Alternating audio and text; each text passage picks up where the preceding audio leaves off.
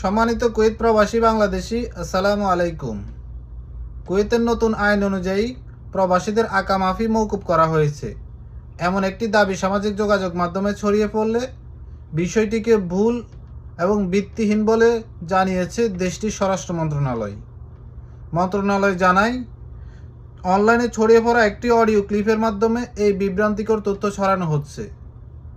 তবে বাস্তবে রেসিডেন্সি সংক্রান্ত আইনের কোনো পরিবর্তন হয়নি এবং প্রচলিত আইন অনুযায়ী আগের মতোই সম্পূর্ণ আকা মাফি আদায় করা হচ্ছে। স্বরাষ্ট্র মন্ত্রণালয় স্পষ্ট করে জানায়, আকা মাফি মওকুফের বিষয়ে সরকারি কোনো সিদ্ধান্ত বা ঘোষণা আসেনি। তবে বর্তমানে একটি মাত্র ছাড় কার্যকর রয়েছে, সেটি হচ্ছে স্বাস্থ্য বিমা ফি। স্বাস্থ্য মন্ত্রণালয়ের সিদ্ধান্ত অনুযায়ী কুয়েতি পরিবারগুলোর পৃষ্ঠপোষকতায় থাকা প্রথম 3 জন গৃহকর্মীর জন্য এই স্বাস্থ্য বিমা ফি মওকুফ করা হয়েছে। এই ছাড় আকা মাফি সহ অন্য কোনো ক্ষেত্রে প্রযোজ্য নয়। স্বরাষ্ট্র মন্ত্রণালয় জনগণকে সামাজিক যোগাযোগ মাধ্যমে তথ্য প্রচার বা শেয়ার করার ক্ষেত্রে সতর্কতা অবলম্বন করার আহ্বান জানিয়েছে।